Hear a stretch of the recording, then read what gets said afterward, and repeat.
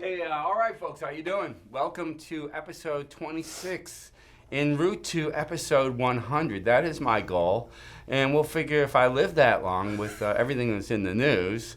Hopefully, we'll see what happens after episode 100. We'll take it from there. But again, I want to welcome Chris Terp to our show today. And Chris, let me talk a little bit about his bio and a little bit of his background. Chris picked up guitar at age 11 after hearing Van Halen's first album. He told his mother he wanted a guitar, and the rest is history, like a lot of us, actually. And 11's a good age to start. Several years of playing and jamming with friends in various bands and sneaking into bars and venues to be heard. Yeah, I did a little bit of that. Chris continued his music journey, playing loud rock music of his choosing. Influences like Van Halen, Led Zeppelin, Rush, and so on laid the path that Chris took as a rocker. After high school, Chris continued his ventures playing and singing in cover and original bands such as AWOL, Second Shift, Cool, Bad Medicine, Touched, Just for Kicks Acoustic, On the Five, None More Black, and Girls on Girls, and we'll talk about that. And that's what a lot of us did, man. We, right out of school, we do a whole bunch of bands, and you see how it goes and see what sticks. Currently playing as a solo acoustic act, amongst other things, too. I got this off of his Facebook. I know he's doing a ton of different things. Chris hones his talents utilizing a live loop station to play multiple guitar parts to create dynamic performances while singing well-loved tunes for all walks of life. It's not your typical acoustic show, and Chris opened up something that we do in Milford at a place called The Tradesman, the first Monday of every month. We have a great show, and musicians, if you go out there, it's the first Monday of every month.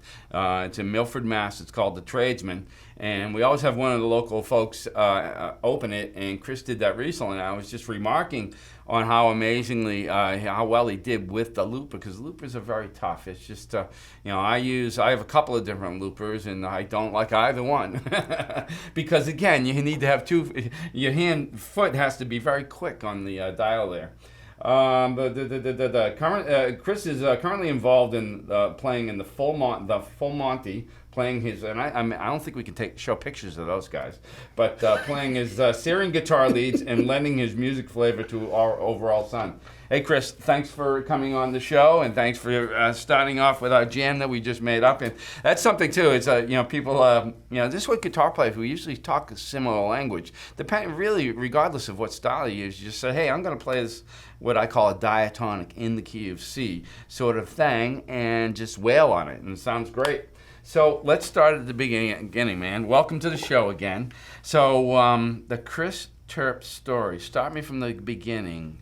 And I kind of know how old he is. We won't talk about that. But I'm kind of looking at probably late 70s, 4th grade, 5th grade. You're starting to listen to music. You say, hey, I want them. And you told me you were playing trumpet to start. So tell me at the beginning, man, how'd you get into it? What led you to guitar from trumpet? And did you keep on doing trumpet? That sort of thing. Was it 4th, 5th grade?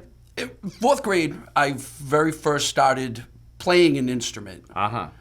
In Natick, you said? Yes. Okay. But both of my parents were musicians, so I grew up around. What they play? My mother was a flautist, uh-huh. and my father played heavy brass, low brass, sousaphone, tuba. Really? Those sort of things. things. Like in big concert band type things? No, my mother decided to have kids instead of following that path, but yeah. Could have, definitely had the talent. Uh-huh. Both of them sang. So I was involved in church choirs from the time that they started dragging me to church and stuff like that. Yeah. So always had that going on in the background. And then in 4th grade, we were actually required to try an instrument. You had to try. Was that Catholic school? No, that was Cole School in Natick. Yeah, it's Public interesting school. because I went to Catholic school as a young kid, and that was the same type of thing. It's like, pick something, And so you picked trumpet. I picked trumpet. Why? Good question. Well, your father was a brass guy. So. He was brass, and there was some Herb Alpert stuff used to get played around. There was some cool stuff going on. And I'm like, yeah, exactly. Yeah. And so I heard that stuff, and I'm like, well, I think I can do that. And I literally kind of picked it up just because I had to. And within 3 months after I started playing with the band, I'm in first chair. I started taking lessons. I had a really good time with it, honestly. 6th grade, I played a solo in the talent show, the whole thing, and I did keep doing that through about 10th grade, and then I wound up switching schools, and they didn't have a band. So so that was the end of trumpet. Wow, honestly. Bummer. And but in the process of all of that, I remember being over a friend's house, and his older brother brought home and took the plastic off of this new band's record. It turned out to be Van Halen 1, and put it on, and instantly just mesmerized. I'm like, I gotta know how to do that. Wow. And was that 11-ish, 10-ish? Yeah, 11-ish, somewhere in there, 78, 79, somewhere in there. And finally, literally went home and said, Mom, I want a guitar. I really want a guitar. So I got a little 3/4 size acoustic. Right. And I played the crap out of that thing. Just a book with chords on the back in my ear and a bunch of records in my room. That's how most of us started. No lessons. No. A book, a Mel Bay book, a Hal Leonard, one of those, right? One of those. And really the only page I ever used out of it was the one on the back that had all of the different chord forms. So they had the chord charts right there. So, oh, well, all right, I kind of got some of these. Let's try some of that. And, trial and error in most of the cases just got me through a lot of the songs I wanted to learn. Right. And then about 14, I started playing with my very first band. The drummer got drums for Christmas. My stepbrother was the singer, and I played guitar, and we found a bass player, Timmy Galvin, actually. Timmy? Yeah, Timmy was the bass player of my very first band. Timmy is in a great band, the Teeter Totters. Yep. One of the top bands in Metro West. Yeah, I played with him very early on. You're on next, Tim. That's it. Rich keeps on blowing me off, but you're on next, man. So just kind of kept rolling, and So let me bring you back there. So it's how a lot of us grow up as guitar players. We're learning the chords, we're learning the songs, but we're not learning traditional music. Now you have all that background with trumpet, whole notes, half notes, quarter notes, rest, G clef. Every good boy does. So you know all that stuff. Did you ever transfer that info, that sort of mentality of how traditional musicians, non-guitar players, learn? Not really, honestly. That didn't come until much, much later. About 10, 11 years ago, I finally decided to actually take the instrument a little more seriously. Really? And wound up taking about two and a half years worth of lessons with Jim Perry. I don't know him. Guitar player up in Worcester, has played with just about everybody in that area. And he basically was able to take what I had figured out on a guitar and relate it to the stuff I knew on the other side, and kind of strung it all together at that point. So some theory too? A lot of theory. That was when I really started to focus on it. I knew where I couldn't make mistakes, but I didn't necessarily know how to construct a solo per se. So he was the one who took what I knew and cleaned it up and got it into a usable, more communicable form. And how did he do that? What did he use for that? Most was of he it using books? Was it? No, it was all. It was all just work. He knew I could play. He ran a blues jam that I started going to very regularly. So he had seen me play and knew what I did, and offered at one point to give me some lessons. I said, well, this is probably a good idea. Cool. And so we started to just take apart chords and understand why majors and minors are what they are relative to other chords in the key, and basically kind of took somebody who was using music as a second language and taught them the language. Right. So it wasn't necessarily. I made exponential leaps after that, but the biggest thing was understanding what I was doing, rather than just doing it knowing that it had worked. Right, exactly. So take me back to that 14-year-old group. That's your first band. Yep. 14 years old. So I have an image. It's a basement or a garage. Oh yeah, no basement. Basement, and so you got Tim on drums. You got on bass. You have a drummer, yourself, and what else? A singer. And a singer. Yeah. And it was just the four of us. An old Shure PA or something like that. Oh, I don't even think it was that nice. Singing through an amp. Yeah, we did that at one point. Yeah. That was the very beginning of it. And then he wound up buying a little PA, and it I mean, we played together for about a year and a half. And high school dances? No, really. We played a couple of like we rented a hall and sold tickets to our friends and that kind of thing. Yeah. But we were never really, I mean... You're still pretty young there at that age. Well, I was going to say the band broke up, I was 16 maybe. Yeah. The drummer actually Created moved on differences? No, he got a great offer to go play with a Rush tribute band. That's how good this kid got right out of the box. Wow. I don't know, Lee Calderon. Don't know him. He's gone now, but I've never seen anybody take to an instrument right out of the box the way this kid did. I mean, like he got his drums for Christmas, and the next day he's playing through Boston's first record, beat for beat. Just had it right out of the box. And local kid, native type area? Bellingham. Bellingham. I had moved to Franklin when we were 11 or 12, so by the time this all happened, I was there.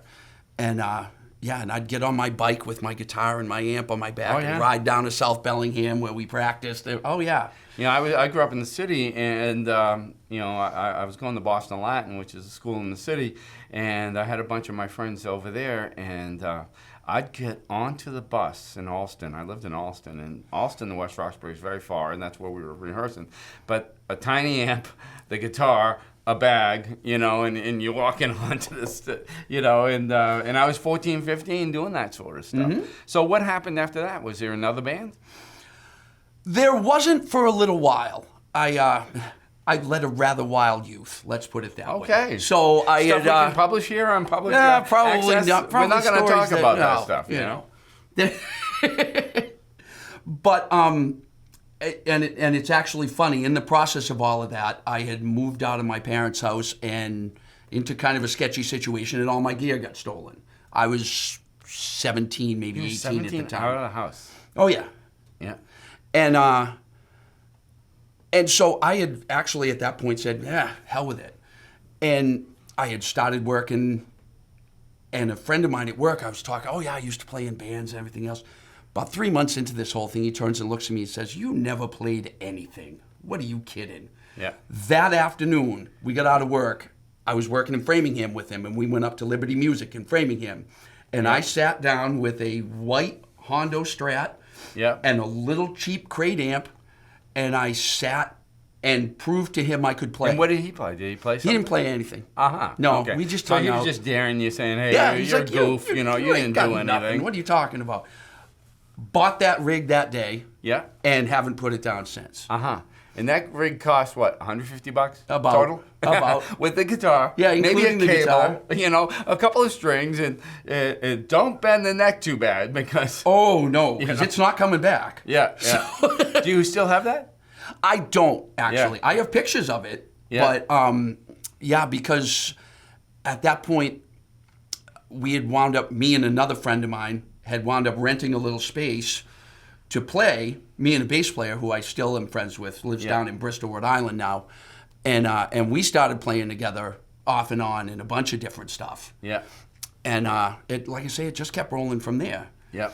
And then I wound up moving out to Worcester, and been in that area for the last 15 years or so now. Mm-hmm. And I've been playing with everybody I can. Right, because if you watch him on Facebook, it's all over the place. You get tons of stuff. So take me through the band. So you're in your 20s.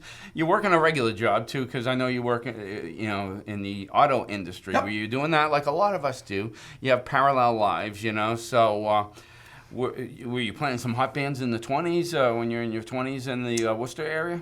I was playing, actually, the first really good original band I was playing with was in Millville.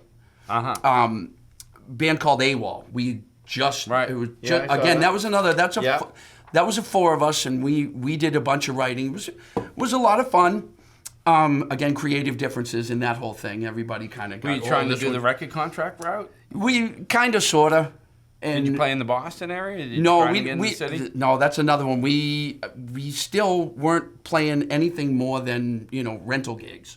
stuff like that. We had right. 2 or 3 of our friends would Right. get together and we'd rent a place and, bang it out and have a good time and play.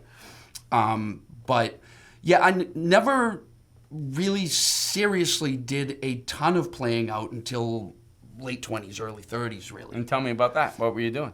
That I was playing with a couple bands, with a band called Cool, which was a bunch of friends of mine. Adam Frost actually was a bass player for that band. Yeah, he was a bass player. Right, Again, how we all kind of interweave. He's such a quiet guy. He's just like you got your bass player persona. Monster player. And I played with him a few times. Monster. Right. Very understated kind of guy, And that band used to play around Framingham a lot. We used to play the Red Star, and we used to play Green Acres over in Ashland. And so that's when I really started to... Is he in the auto business too? Yeah, he is. He actually owns a shop over... I thought he was, right. Not to plug, but he does own a shop over in Medfield. But we used to play pretty regularly there, and then there was another band I got into right after that called Second Shift. Yeah. Which played all over the place. That was everything from Dedham all the way out to Worcester area. I mean, any place we could get in, we were playing. We were playing pretty much every weekend for a couple of years. Right, so Friday, Saturday, so like 10 gigs a month type of, 5 to 10 gigs a month. Exactly. That sort of thing. While working in the heavy duty, straight, as we call it, the straight world. Right. And I had a real job. Maybe playing Friday night or maybe even Thursday night, having to wake up at 6, have to go into bed at 3, and we could do that when we were kids. Can't do that anymore. Oh, at least I still do it now. I still do it now. Yeah. Yeah. Nothing makes me happier than being behind a guitar. Right. So you make some trades, and sometimes sleep is one of those trades. Right. Yeah, whatever. Right. And that's what I found as sort of a common denominator amongst all of us. It's a passion. You can't manufacture passion. You either have it or you don't. Agreed. And everyone I've interviewed on the show, it's just, they've had this guitar sort of obsession. So what happened after that? What were you playing back then? What kind of instruments and what kind of gear? This sounds like a Marshall lesson. So you're a Strat guy. See, I grew up because I didn't have much money. I got this. This is my paperwork money, by the way, Tom McCusker, you were with me on that. And I would have liked to have had a Strat, but I just didn't have the money for 2. What's funny is Strats were later for me. Growing up, I played Les Pauls and stuff with humbuckers and stuff like that. It wasn't until I heard Eric Johnson, a guy that I had been hanging out with, turned me on to... You just played T-Can last week. I saw him. I was there. I met him afterwards, everything. I saw that. I added that in one of your pictures. I was like, where did he meet? How did you get backstage? Did you pay for that? No. It was funny. The other guy that's in that picture, we kind of laughed about it. It's like, no, we didn't pay for it. It's a way cooler story. So we bought tickets because we were just going to go geek out and, And a friend of my girlfriend's, who is the drum tech I think he's currently out with Incubus. Or no, he's coming back. He's with Megadeth right now, but does a lot of these big things. He's been a drum tech for Blondie and everything else. Rick West. And send it to him, man. And so he messages Christine, says, "Oh, I'm really good friends with Eric's guitar tech. You want to meet him?" No. So yeah, of course. So he got us passes afterwards and got to meet him, and I kind of got to go over and look through his gear a little bit. He seems like a good guy, Eric. He is. The big thing that struck me with him, you watch him play, and it looks like his hands are enormous. Oh, really? Just the so way big fingers, yeah. No bigger than mine. I was shaking his hand. I'm like, really? That's it? And you can do that? Yeah. But hearing him and the tone he got out of a Strat made me go buy the Strat that I eventually replaced with this. Okay.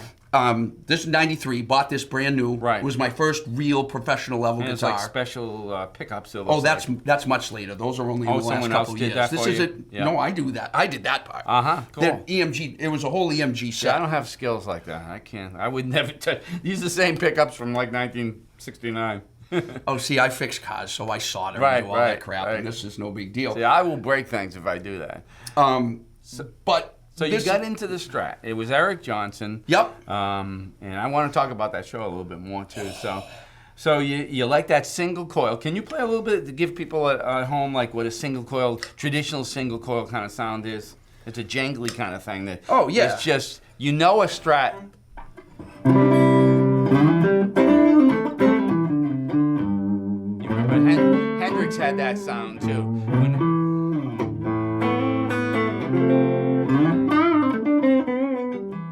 Play the treble pickup.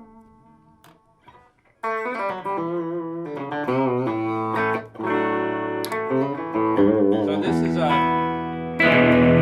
that's typical Tom Humbucker.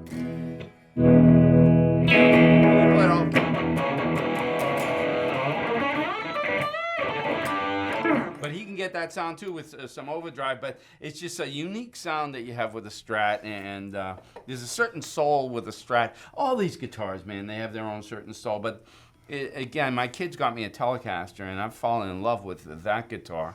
And, you know, it's a famous line that if you gave Pat Metheny that guitar that you had when you were 15, that one from the store over there in Framingham, it would sound like Pat Metheny. Well, of course it would. It's something like what somebody called me a fingerprints that we have, you know, that come out of our playing. So how is that going? And, you know, did you keep on doing that all those years? You're in your late 20s, your early 30s, you're playing in bands, which is tough, you know, and back in those days, was smoking still allowed back then? Oh, yes. So smoking was... Well, I was smoking at the time. Oh, really? So, Yeah. Oh, yeah. I never smoked, but I used to have to take my clothes off in the garage because my wife would go crazy. It would smell. But back in those days, it was tough. It was tough. You know, oftentimes musicians are drinking, so it's a tough gig. So you were doing that all along. Oh, yeah. You know? Yep. And how long did that band, the second... second shift was about 3 years. Yeah, that's typical for bands. Bands are just like relationships. It's just, after about 3 years, you're really getting under each other's skin sometimes. Well, exactly. It really is a marriage with 4 people. And, I mean, those of us that are married or in long-term relationships know how much work it is just 2 people. Yep. Now you add 2 other people and take the sex off the table. Yeah. Yeah, after a while, it gets... Which later on, which is why one of the most unique situations I was in, band Touched was together 14 years, 10 with the same lineup. Really? Unheard of in a cover band. So was that your band that you mostly played with, Touched? Yes. Yep. And that was how I met Christine.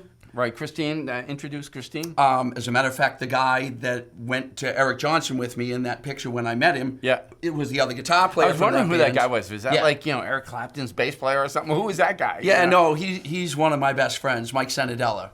Yeah. So I called Christine your wife, so your girlfriend. 16 years, yes. Right. Common law. Yeah, exactly. Most places she's a great singer, one of the great singers in the Metro West Worcester area. So tell me about her, what's she doing, and you're working with her. She was in touch with you. She was in touch. She actually started Touched. She divorced her second husband. And wound up with all the PA gear, and he was That's a good trade. Well, yeah, he was a guitar player, and she used to like to book the band, so she took care of keeping him working and everything. And he was gone. She's like, yeah, I don't miss him at all, but I miss booking and working and doing that kind of thing. Well, I sang karaoke a couple of times. Oh, so maybe she wasn't like a singer her whole life type thing? No, that was her midlife crisis, is how she always jokes about it. But she started the band and put an ad up for a guitar player. What she actually had for a band was herself, who had never actually sang in front of a band before. Right. A bass player whose qualification at the time was that she owned a bass. Yeah, right. And a drummer that didn't have a drum set. That sounds like your typical 15-year-old band. Well, you know, and like while true, the ad read really professionally, and she had put together a preview website kind of thing. Was this on Craig's? Yes, way back. Way back. But she had put together a website for this band that kind of was an under construction sort of thing, but it looked great. So I'm like, I got to go check this out. And I get up there and I see all of this, and I'm like, yeah, but if she can book like that and promote like that, you might have something. Right. And that's the hardest thing, kids at home. It's just getting gigs. Absolutely. It's just, we can talk about that all day long. I don't want to get on that rat hole. So You got together? But we got together, and we wound up swapping in a different drummer who did own drums because it was just more convenient. It's good to own drums. It is good to own the instrument you want to play. So, and that band got up off the ground in 8 weeks. We took that band and played a WXLO radio event up in Fitchburg. She had an association with the radio station, so she got us this gig, and everybody's all panicking. Oh my God, we're going to play a whole set? We don't know. So I think we wound up having 8 people for that first gig or something like that. But it got rolling. When was that? How long ago? That would have been 16 years ago. Okay. And so it's early 2000s. So it wasn't that band, long ago. Yeah. 04. Yeah. 04 was when that got off the ground. And we went for, I don't know, a year and a half with that lineup and kind of set it down for a little while. And we looked at each other and went, I want to be out playing again. Right. At that point, we wound up finding John Prunier on bass. Yeah. That rings a bell.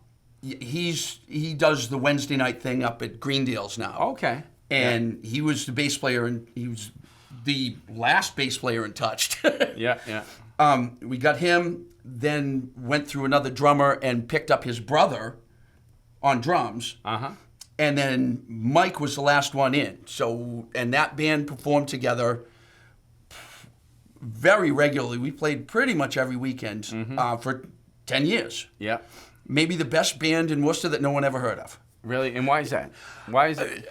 Christine, and she's the first to admit this, so I'm not telling stories out of school, made some initial mistakes about marketing and basically kind of put us in front of the wrong people to actually get what we were doing moving. And, you know, we tried reinventing a couple of times, and we still just loved playing together, so it kept going. And, you know, we played Sakura Tokyo regularly. We played a few other bars in the area Very regularly. competitive. Worcester is as competitive as any market. You know, Worcester, Providence, Boston, you know, Worcester's right up there. Who's the guitar player who does the Sunday night things at Greendale?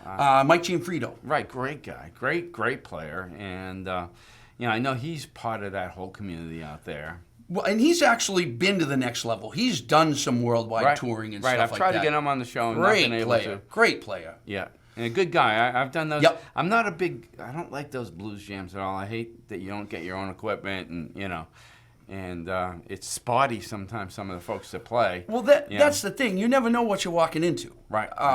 It could be great.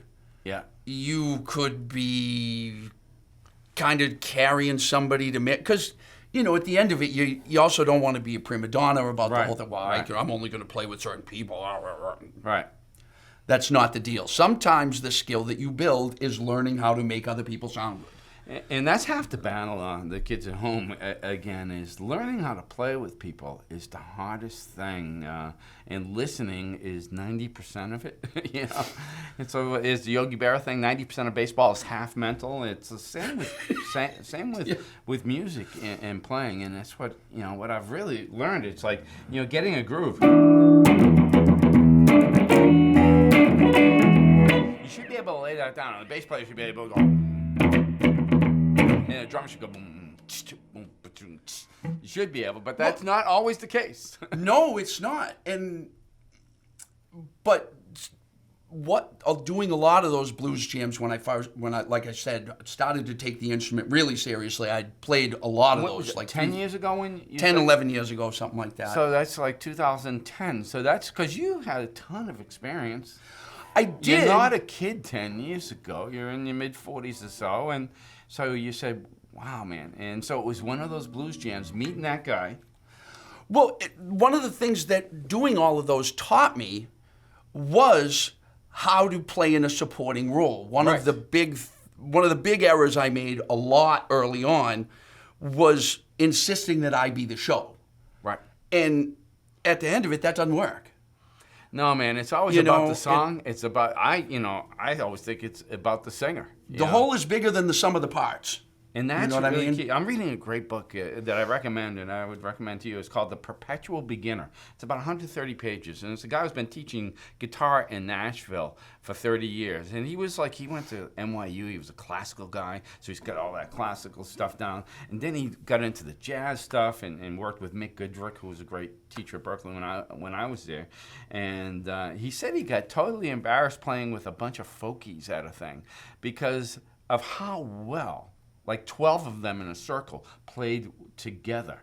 And that's it, man. It's the sum of the parts is greater than the whole, or the whole is greater than the sum of the parts. I don't know. One of those sayings like that. It's just, and that's the key. You know, if you really want to be the guitar player, just wailing away, and everyone says you're too loud, it's just, it doesn't. It's just like sports. It's just like, I mean, last year. It is exactly like that. Last year, the Celtics had Kyrie Irving, probably one of the best players on the planet.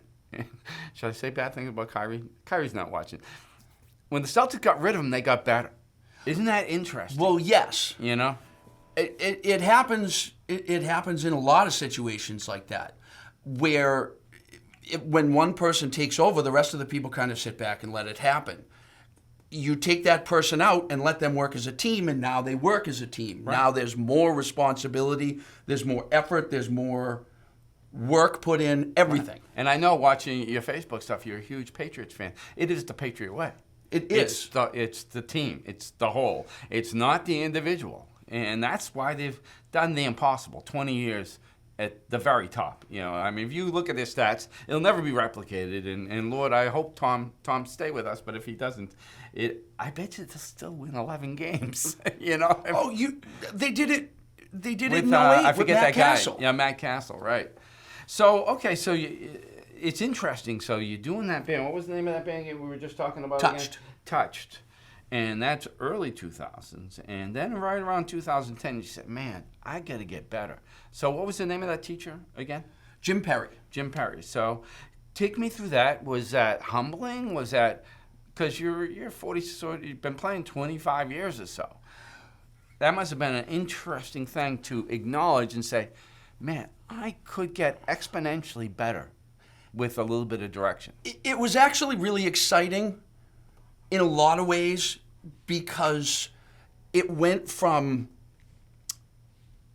it took what I was doing to another whole level. Uh-huh. And I had to admit that I didn't know and needed to know. Mm-hmm. And then once you do that and you start to learn the theory and the whys and the wherefores rather than just the knowledge that you gather playing over time, it takes what you know and enables you to take further steps that you may not have been able to take before because you just didn't know if it was going to work. And that knowledge and the confidence that comes from understanding how it's all put together and knowing that you can execute that because you have that understanding takes everything to a completely different level. Now, how long did you stay with him doing that? Two and a half years. It was about 2.5 years. And why did you stop? Just scheduling got a little strange. I wound up taking another job as a wrench that the scheduling wasn't quite right for me to keep taking lessons with him, and it just didn't quite work out. There was nothing bad about it. It just kind of stopped working. You know, I have another life. I've been a pilot for 30 years, and I have my commercial pilots, my instrument. I fly for many years with Civil Air Patrol, and it's something that I always equate flying to playing guitar. There are a lot of sort of similarities, and the fact that you can never stop learning as a guitar player, and you can never stop learning as a pilot. And even though I had over 1,000 hours, 30 years flying, I ended up flying with a lot of guys in Civil Air Patrol who were, 60, 70 years old with 20,000 hours. And, stuff they've seen that I couldn't. And I learned so much from sort of the grizzled veterans. And it looks like you had the same sort of thing. So then you took off. You really started getting your stuff together. And what happened after Touched?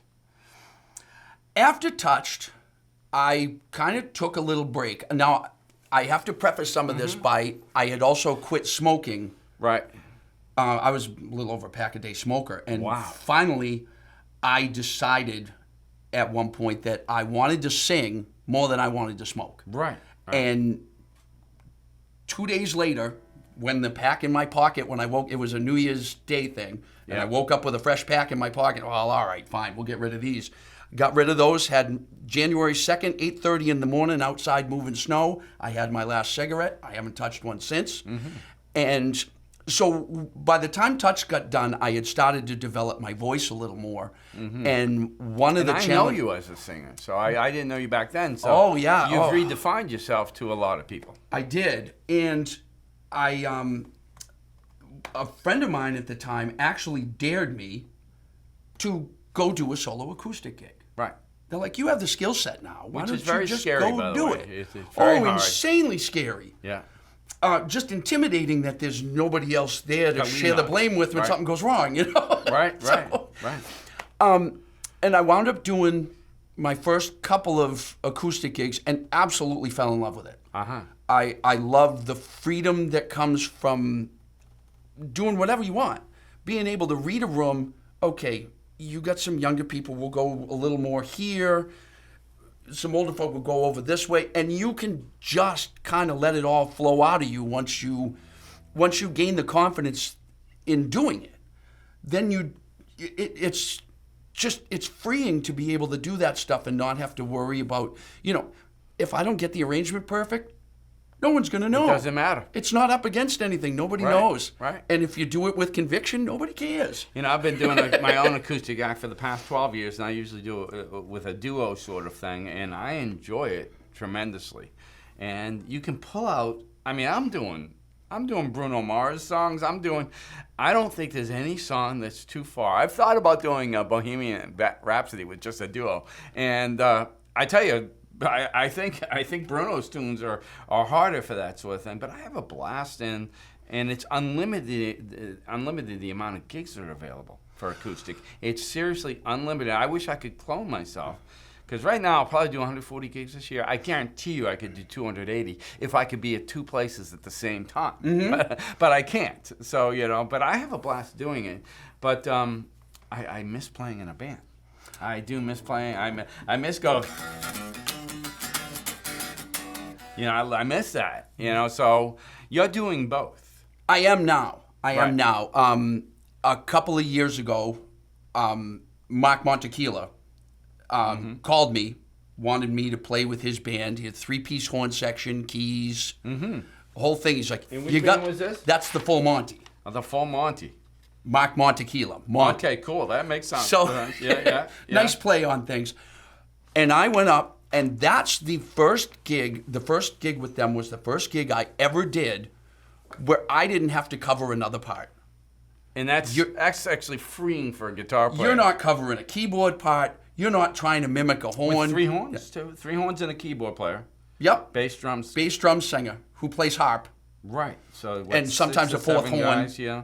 So that's powerful. Oh, and it sounds awesome. But what kind of stuff they doing? We're doing everything from like some Bruno Mars stuff all the way back to Chicago and stuff like that.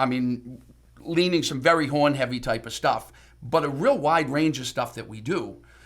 Are you doing Vehicle? Yes. Vehicle. Yep. That's a great song. Yeah, that's an awesome song. Blood, Sweat, and Tears, any of that stuff? Coming. Tower? We do Pick Up the Pieces. Oh, Pick Up the Average White Band. Yeah. That's right. That's not Tower. Cool. But those are the sort of ways we're accessing. So you're doing. I love this.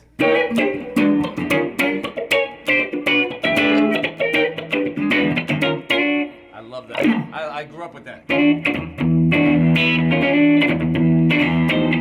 love that stuff. And so you're still with that band? I am still with that band. That band plays about once a month. Going now? Well, it's actually my solo stuff and that band, and now Christine and I and John, also from Touched, got together with Eric Milo, and now we've put together this new band, Prowess. Yeah, Eric's great. He's got a good voice, too. He's got a great voice. Yeah. So the three of us together are really having a good time with Eric, that. Brother. I'm plugging you. And that's now out and working as Prowess. Christine formerly was doing Girls on Girls. And she lost her bass player. She had me in that band at one point as a guitar player. Is that Trisha Deck as the bass player? No, Trish Deck was a guitar player. Okay. She was the original guitar player in that band. Girls on Girls was a big thing. They were booked. Was it all girls in the band? It was at the beginning. Uh-huh. It was at the beginning, and when Trish wound up leaving, the band kind of realized that female guitar players are very rare. There's only one. I've been trying to get more on the show. We've done 26 episodes. I've only had one, and it's not because from lack of trying. Was I it had Jody? Jolie Frawley, who was amazing, and she's got my top views, like 550 views, and it's been tough. So Prowess is the new band, Right. and you're doing what a lot of I was going to say kids. a lot of people do. You're doing a few other things. You get your solo act, and you got full Monty. But we have a video of Prowess that we're going to play here. Can you introduce that video right now? That actually is from our second gig. We played it down at Renegades in Warwick, Rhode Island. And this is pretty raw. It's just a videotape recorder on a table, just filming everything. But it was really initially to get an idea of where we were as a band. And some of it turned out to be pretty good. So she strung together a demo out of the whole thing, just a few clips out of a few songs here and there, just to give people an idea of what this band is different from Girls on Girls. Okay. Because she's kind of trying to roll the promotion from Girls on Girls into this band. Cool. So we're doing some of the same material that they were doing, but now we're spreading out a little bit more. Mm-hmm. And had to make a name change because now she's the only girl in the band. Right, so. right. So so let's take a listen to take a look at this video.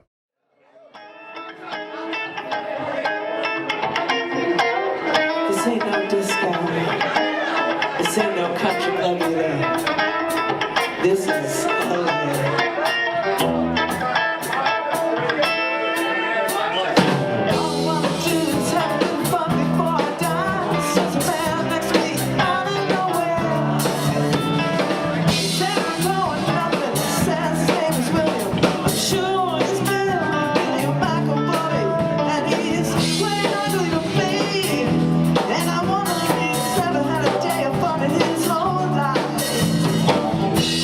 Drinking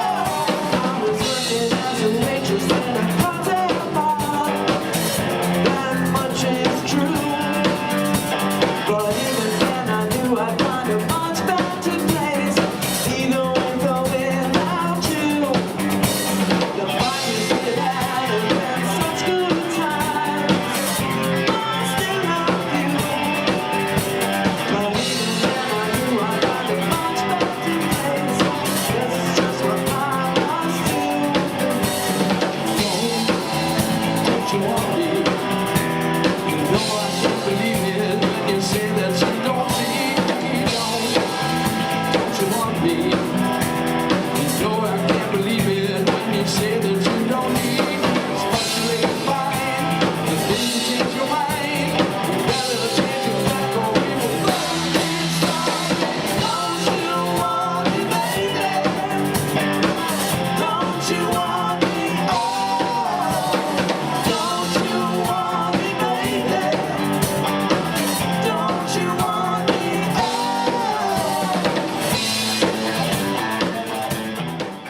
So, how's it working with your solo thing, the full Monty, and Prowess in terms of scheduling? How's it work these days?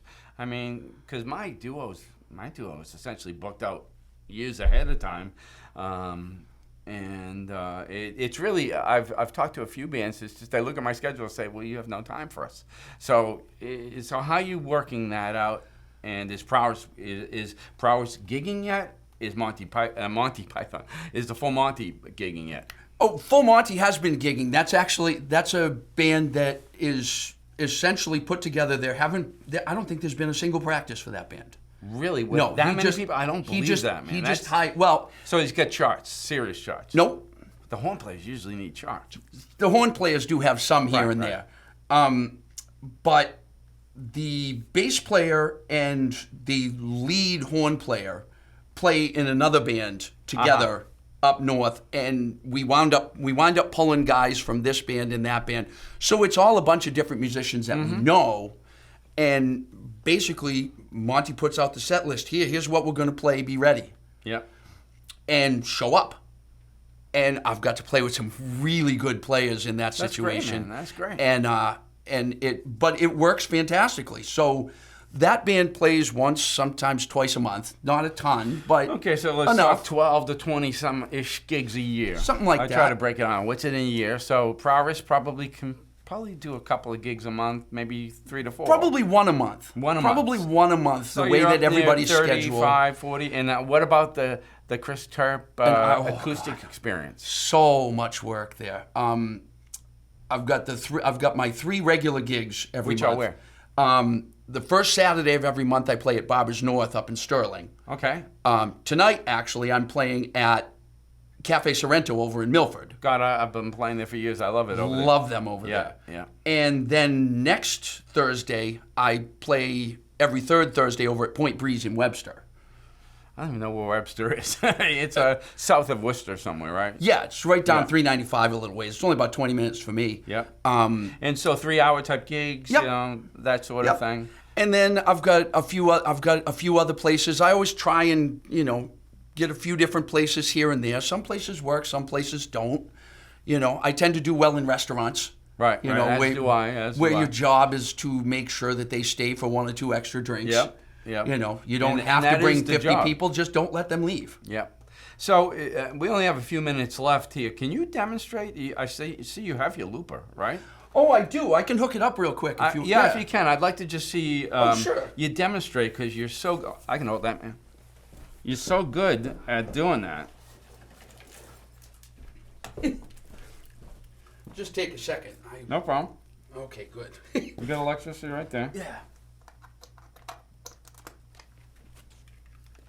And this is a looper from Digitech, right? Yep.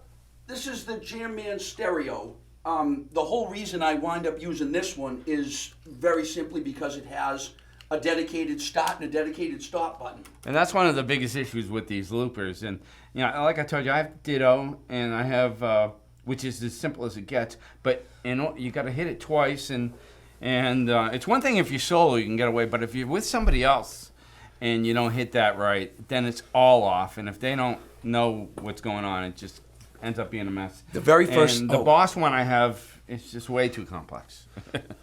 Yeah. Oh, trust me, I'm in the process of trying to use the new Headrush looper board. I bought the big super one, and oh my God, there's just so much to it.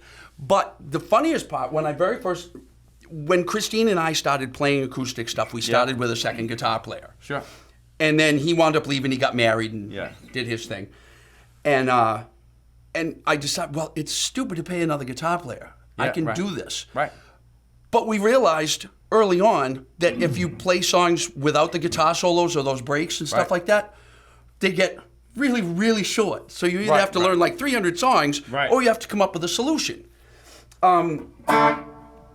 So, where are we here? Okay. So I wound up teaching myself how to basically just layer this whole thing. Real simply, let me see.